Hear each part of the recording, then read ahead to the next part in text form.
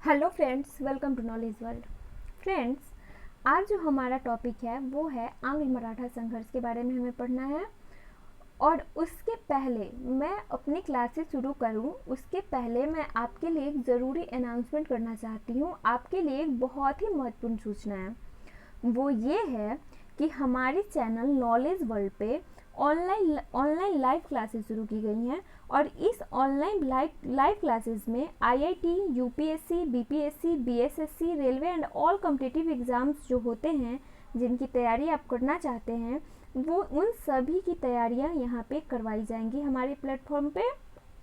और एक और बात मैं आपको बता दूं कि ये तैयारियां बस एक ही टीचर्स के द्वारा नहीं करवाई जाएंगी, ये अलग अलग जिसकी जो फैकल्टी है उनके स्पेशलिस्ट के द्वारा ये आपको तैयारियां करवाई जाएंगी। और अगर आप अधिक जानकारी चाहते हैं तो जो डिस्प्ले में नंबर जा रहा है, यानी कि ये जो कॉन्टैक्ट नंबर है 6202981656, मैं फिर से एक बार नंबर रिपीट कर रही हूँ, 6202981656, 6202981656। आप इस नंबर पे अधिक जानकारी के लिए कॉल कर सकते हैं, कांटेक्ट कर सकते हैं। और एक बात और मैं आपको बता दूं दोस्तों कि आपको बिल्कुल भी घबराने की ज़रूरत नहीं है। ये क्लासेस जो हैं, ये सारी क्लासेस इतनी मिनिमम फीस पे रखी गई हैं कि आप आसानी से क्लास ज्वाइन कर सकते हो। आपको क्लास ज्वाइन करने में कोई भी परेशानी नहीं होगी। तो अगर आप चाहते हैं पढ़ना और बहुत कम फीस में पढ़ना चाहते हैं तो आप इस नंबर पे कांटेक्ट आसानी से कर सकते हैं। ठीक है, तो ये थी आपके लिए एक ज़रूरी सूचना। अब हम लोग आगे की ओर ध्यान देते हैं कि अब हमें आगे क्या पढ़ना है। तो आज का जो हमारा टॉपिक है दोस्तों, वो है सर्वोच्चता हेतु आंग्ल मराठा संघर्ष। इस टॉपिक के लिए मैं आपको थोड़ा बैक में ले जाना चाहती हूँ। मैंने आपको पढ़ाया था जब ब्रिटिश विजय के समय, जब मैं भारत की स्थिति आपको पढ़ा रही थी, जब उस चैप्टर की क्लासेस चल रही थी, तो मैंने आपको बताया था कि औरंगज़ेब की नीतियों से जब परेशान हुए थे लोग, तो उस समय 3 प्रकार के राज्यों का उदय हुआ था। एक तो था उत्तराधिकारी राज्य, और आपको एक याद होगा कि मैंने आपको बताया था कि एक नवीन राज्य का भी उदय हुआ था। और उस नवीन राज्य में जो उदय हुआ था दोस्तों, वो था मराठा राज्य। ठीक है, ये मैं पहले आपको बता चुकी हूँ, कुछ पेशवाओं के बारे में पढ़ा चुकी हूँ और उनका क्रम पढ़ा चुकी हूँ। अगर आपने पिछले वीडियोस नहीं देखे हैं तो आप वहाँ पे जाके आराम से देख सकते हैं। और मैंने आपको बताया था कि साहू जी, जो साहू थे, वो औरंगज़ेब की कैद में बहुत दिनों तक रहे थे। और जब उनके बाहर मुगल कैद से उनके बाहर निकलने के बाद क्या हुआ था कि मराठा शक्ति जो थी वो क्या हुआ था कि कमज़ोर पड़ चुकी थी। और वहीं पे उन्होंने एक पेशवा को नियुक्त किया था, यानी कि प्रधानमंत्री को। और वो कौन थे? तो वो थे बालाजी विश्वनाथ। याद कीजिए आप लोग, कौन थे वो? बालाजी विश्वनाथ। और बालाजी विश्वनाथ ने क्या किया कि धीरे धीरे अपनी जो मराठा शक्ति थी उसको एकत्रित किया, संग्रहित किया, और मराठा शक्ति को एक फिर से नई दिशा दी थी। ठीक है, और उसके आगे के भी जो पेशवा हुए फ्रेंड्स, जैसे कि बालाजी विश्वनाथ के बाद बाजीराव प्रथम, कौन? बालाजी विश्वनाथ के बाद कौन से हुए थे पेशवा? बालाजी विश्वनाथ के बाद कौन पेशवा हुए थे? बाजीराव प्रथम पेशवा हुए थे। और इनके समय में भी जो है, इन्होंने कि बाजीराव प्रथम ने मुख्य रूप से जो है वो मराठा जो शक्ति है उसको एक नई दिशा प्रदान की थी। ठीक है, बालाजी विश्वनाथ ने सबको एकत्रित किया, और बाजीराव प्रथम ने क्या किया था कि एक नई दिशा दी थी मराठा शक्ति को। और जो मराठा परिसंघ की जो स्थापना है उसका श्रेय भी बाजीराव प्रथम को ही जाता है। उसके बाद बालाजी बाजीराव आए। फिर आपको मैंने बताया होगा कि माधव राव आए थे। जब बालाजी बाजीराव के समय में एक बहुत बड़ा युद्ध हुआ था, जिसे तृतीय पानीपत के युद्ध के रूप में हम लोग जानते हैं। और उसके बाद बालाजी बाजीराव की मृत्यु हो गई थी और मराठा जो संघ है वो धीरे धीरे टूटने लगा था, शक्तियाँ बिल्कुल बिखर गई थी। उसके बाद माधव राव ने उसे फिर से एकत्रित करने की कोशिश की थी, लेकिन उसके अंतिम जो पेशवा हैं हमारे, वो हैं बाजीराव द्वितीय। कौन? बाजीराव द्वितीय। इसी तरह मैंने आपको पेशवाओं के क्रम के बारे में बताया था कि जो पेशवा हैं उनके क्रम को आपको याद रखने चाहिए, क्योंकि ये क्रम आपसे पूछे जाते हैं एग्ज़ाम में। ठीक है, तो वहाँ तक मैंने ये थोड़ा पीछे का बताया, क्योंकि आज के जो टॉपिक्स हैं, आज का जो चैप्टर है वो आपको अच्छी तरह से समझ में आ सके। तो चलिए हम लोग शुरू करते हैं।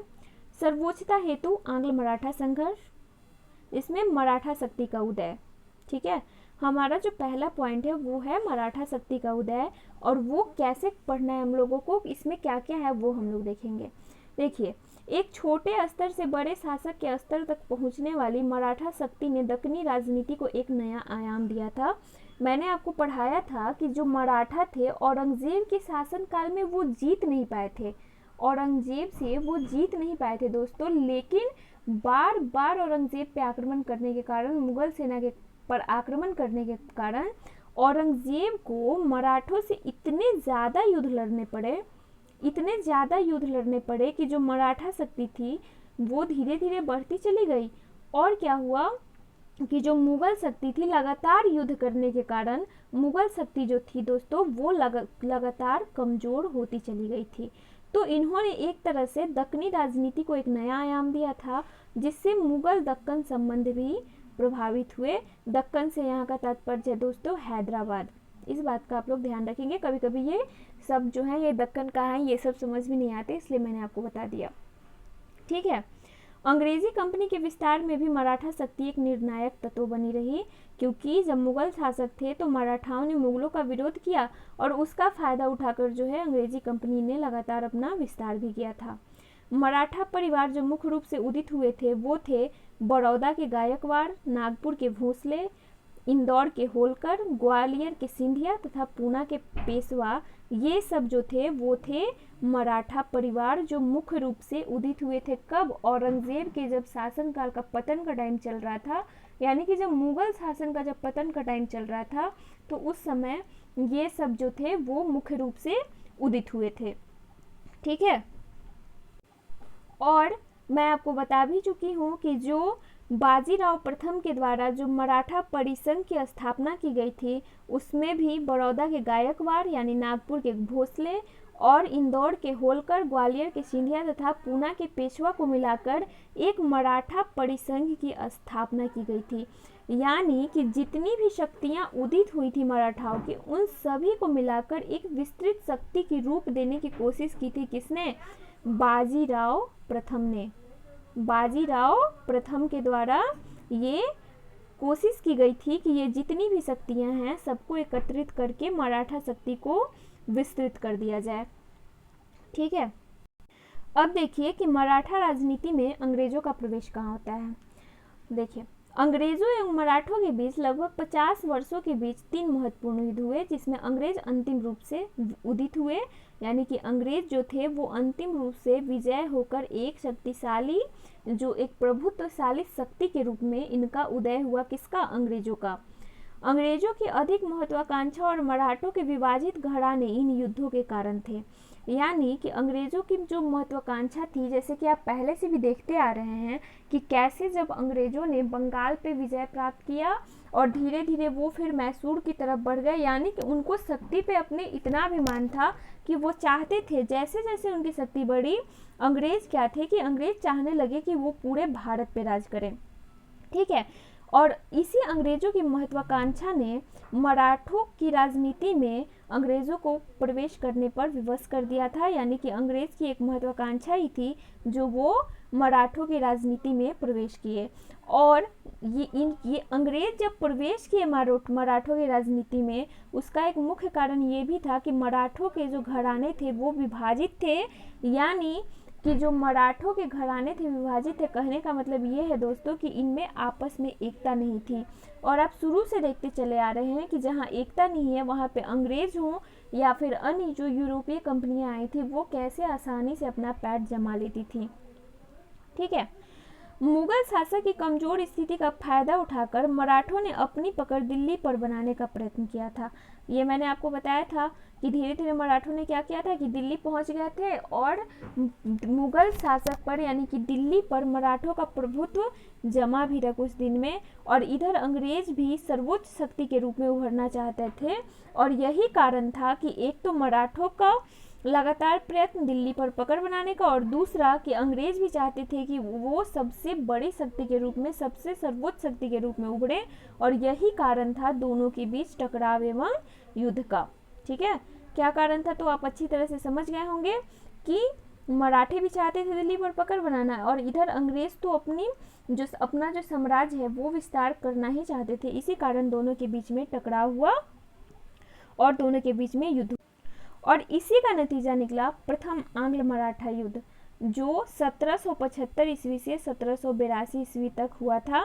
आपको ये याद रखना जरूरी है, पहले तो आप ये डेट याद रखें कि 1775 से 1782 ईस्वी तक।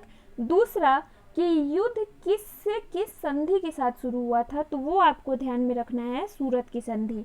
अब मैं आपको आगे बताऊंगी कि ये सूरत की संधि क्या थी जिससे युद्ध आरंभ हुआ था।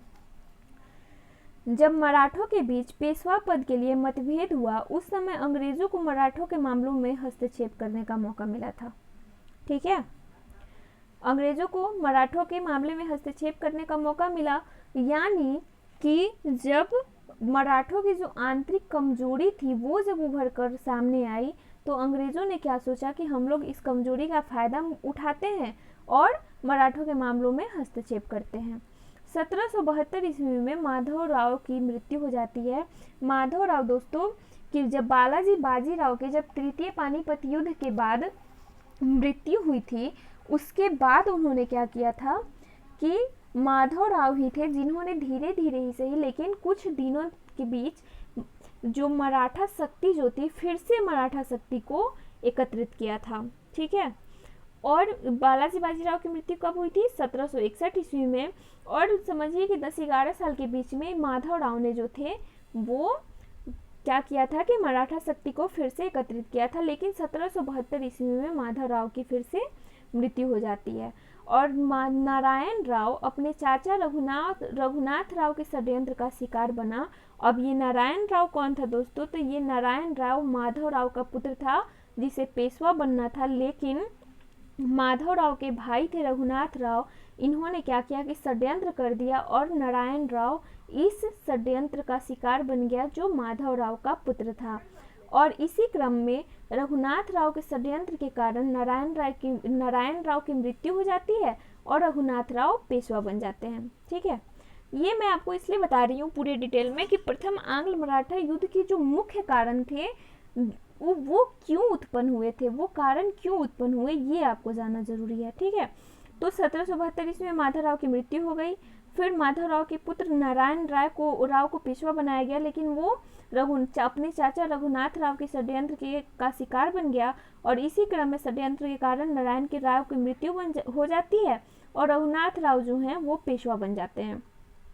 उसके बाद नाना फडणवीस थे के नेतृत्व में रघुनाथ राव को चुनौती मिली। एक नाना फडणवीस थे दोस्तों, एक जो माधव राव के अधिकारी थे, और उन्होंने क्या किया कि रघुनाथ राव को चुनौती दे दी, अपनी सेना को एकत्रित किया और रघुनाथ राव को चुनौती दे दी, और नारायण राव की पत्नी गंगाबाई से उत्पन्न पुत्र को पेशवा के पद पर स्थापित किया गया। यानी कि जब नाना फडणवीस ने रघुनाथ राव को चुनौती दी और युद्ध हुआ जिसमें रघुनाथ राव की हार हो जाती है, और फिर माधव राव के पुत्र नारायण राव की जो पत्नी रहती है गंगाबाई, उनके पुत्र को पेशवा के पद पर स्थापित कर दिया जाता है। अब जो हम लोग को देखना है वो है सूरत की संधि, यानी कि जैसे ही रघुनाथ राव जो हैं वो पेशवा के पद से हटते हैं, वैसे ही उन्होंने क्या किया कि 1775 ईस्वी में सूरत की संधि कर ली। किससे? अंग्रेजों से सूरत की संधि कर ली। और इस संधि में क्या था कि तो सालसीट एवं बेसिन का जो क्षेत्र था सूरत एवं बहराइच जिले से राजस्व हिस्से के साथ अंग्रेजों को सौंपा गया। ठीक है, कहाँ का क्षेत्र आपको याद रखना पड़ेगा, कहाँ का क्षेत्र? सालसीट एवं बेसिन। सालसीट एवं बेसिन का जो क्षेत्र था सूरत एवं बहराइच जिले से यानी कि इन दोनों क्षेत्रों से जो सूरत और बहराइच जिले थे दोस्तों, उनको राजस्व के अधिकार सहित, यानी कि जो अंग्रेज थे वो सूरत और बहराइच जिले से राजस्व भी वसूलेंगे, इस अधिकार के साथ अंग्रेजों को सौंप दिया गया। और अंग्रेजों द्वारा रघुनाथ राव को जो है वो 2500 सैनिक टुकड़ी दी गई, फिर से जो नारायण राव के पुत्र पेशवा के पद पर स्थापित किए गए थे उनसे युद्ध के लिए। 1777 ईस्वी में नाना फडणवीस ने क्या किया कि फ्रांसीसियों को पश्चिमी तट पर पतन की मंजूरी देकर कलकत्ता परिषद के साथ उसकी संधि का उल्लंघन किया था। यानी कि जो रघुनाथ राव ने जो संधि की थी अंग्रेजों के साथ, उसका उल्लंघन 1777 ईस्वी में किसने किया? नाना फडणवीस ने। और इन्होंने क्या किया कि फ्रांसीसियों को पश्चिमी तट पर पतन की मंजूरी दे दी। पतन का मतलब दोस्तों कि बंदरगाह, पतन का मतलब बंदरगाह होता है, और यहाँ से आने जाने की अनुमति जो है वो नाना फडणवीस के द्वारा दे दी गई। और इस मंजूरी को जो है वो अंग्रेजों ने जो 1775 में जो सूरत की संधि हुई थी उसका उल्लंघन समझा। ठीक है, उल्लंघन समझा। तो यहीं से जो है वो युद्ध आरंभ होता है। इसलिए जो है प्रथम आंग्ल मराठा युद्ध को जो हम लोग बोलते हैं कि वो क्यों प्रारंभ हुआ था, उसका कारण क्या था, तो उसका कारण था ये सूरत की संधि।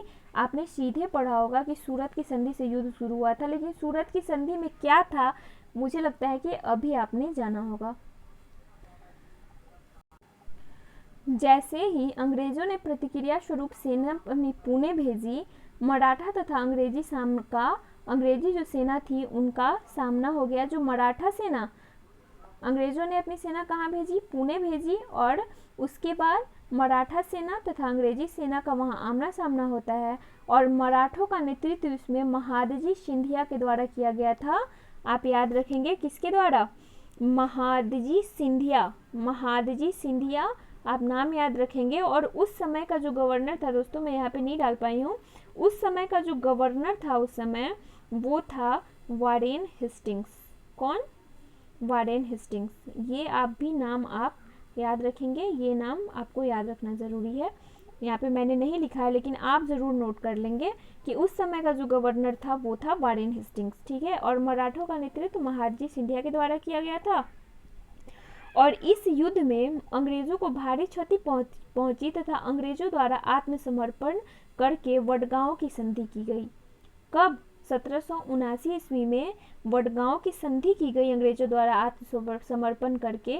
और बॉम्बे सरकार को 1775 ईस्वी में हासिल किए गए सारे क्षेत्र जो है वो छोड़ने पड़े थे। लेकिन वारेन हेस्टिंग्स को ये बात बर्दाश्त नहीं हुआ कि अंग्रेजों के द्वारा आत्मसमर्पण कर दिया गया है। और वारेन हेस्टिंग्स के द्वारा क्या किया गया कि जो वडगांव की संधि हुई थी उसे रद्द कर दिया गया। और फिर कर्नल गोडार्ड, ये नाम जो है फ्रेंड्स वो थोड़े आपको मुझे लगते हैं परेशान करेंगे, लेकिन आपको ये थोड़ा ध्यान में रखना ज़रूरी है क्योंकि आपसे एग्जाम में ये पूछे जा सकते हैं। कर्नल गोडार्ड के नेतृत्व में फरवरी 1779 में ही अहमदाबाद पर कब्जा और 1780 में जो है वो बेसिन पर कब्जा कर लिया गया। और फरवरी 1781 ईस्वी में जनरल केमे के द्वारा सिपरी में सिंधिया को पराजित कर दिया गया। तो ये कुछ महत्वपूर्ण फैक्ट्स हैं, जैसे कि 1779 में अहमदाबाद पर कब्जा किसके नेतृत्व में? Colonel Goddard. 1780 में बेसिन पर कब्जा और 1781 में जनरल केमे के द्वारा सिपरी में सिंधिया को पराजित कर दिया गया। ठीक है, ये थी कहानी पहले युद्ध की, लेकिन ये यहीं पे समाप्त नहीं हुई थी। इसके बाद होती है सालबाई की संधि। और ये कब होती है? 1782 ईस्वी में ये संधि होती है। इसमें क्या है इस सालबाई की संधि में, वो मैं अब आपको बताती हूँ। पराजय के पश्चात सिंधिया द्वारा पेशवा और अंग्रेजों के मध्य संधि प्रस्तावित की गई थी। ठीक है, यानी कि 1781 में जब ये सिंधिया पराजित होते हैं तो इनकी पराजय के बाद क्या हुआ कि सिंधिया के द्वारा पेशवा एवं अंग्रेजों के मध्य एक संधि प्रस्तावित की गई थी, जिसमें ये था कि जो माधव राव को पेशवा के तौर पर मान्यता प्रदान किया जाए तथा रघुनाथ राव को पेंशन की मंजूरी प्रदान की जाए। यानी कि जो रघुनाथ राव ने नारायण राव की षड्यंत्र के तहत हत्या करके खुद पेशवा के पद पर बैठा था, तो ये सिंधिया लोगों ने क्या किया कि अंग्रेजों के मध्य एक संधि की जिसमें माधवराव को पेशवा के तौर पर मान्यता प्रदान किया जाए, यानी कि माधवराव के जो भी उत्तराधिकारी होंगे वो पेशवा के पद पर होंगे, लेकिन जो रघुनाथ राव हैं उनको भी अपना जीवन यापन करने के लिए पेंशन देना जरूरी था, इसलिए पेंशन की मंजूरी को है वो प्रदान करें। ठीक है। और मई 1782 ईस्वी में हुई इस संधि को सालबाई की संधि कहते हैं। ये संधि जो हुई थी वो साल 22 में हुई थी और कब 1782 ईस्वी में हुई थी, और इसलिए मई 1782 ईस्वी में हुई संधि को क्या कहते हैं दोस्तों, सालबाई की संधि कहते हैं। और इसकी पुष्टि यानी कि इस संधि की पुष्टि जून 1782 ईस्वी में वारेन हेस्टिंग्स के द्वारा और फरवरी 1783 ईस्वी में नाना फडणवीस के द्वारा, जिन्होंने रघुनाथ राव को हराया था और जिनके संधि उल्लंघन के कारण जो प्रथम आंग्ल मराठा युद्ध शुरू हुआ था उनके द्वारा किया गया। कब? 1783 ईस्वी में। और वारेन हेस्टिंग्स के द्वारा इस संधि की पुष्टि 1782 ईस्वी में जून में ही कर दी गई थी। तो इसलिए आपको बोला जाता है कि जब आपके एग्जाम में क्वेश्चन आता है कि प्रथम आंग्ल मराठा जो युद्ध था वो किस संधि से प्रारंभ हुआ था, तो वो हुआ था सूरत की संधि से। और ये युद्ध खत्म कैसे हुआ था, समाप्त कैसे हुआ था, तो वो हुआ था सालबाई की संधि से। ठीक है। किस संधि से दोस्तों? सालबाई की संधि से समाप्त हुआ था। तो ये आपको ध्यान में रखना जरूरी है। और थोड़ा आपको ये ध्यान रखना जरूरी है कि ये युद्ध कब से कब तक हुआ था, तो 1775 ईस्वी से 1782 ईस्वी तक। और मैंने आपको कारण के बारे में भी बता ही दिया है।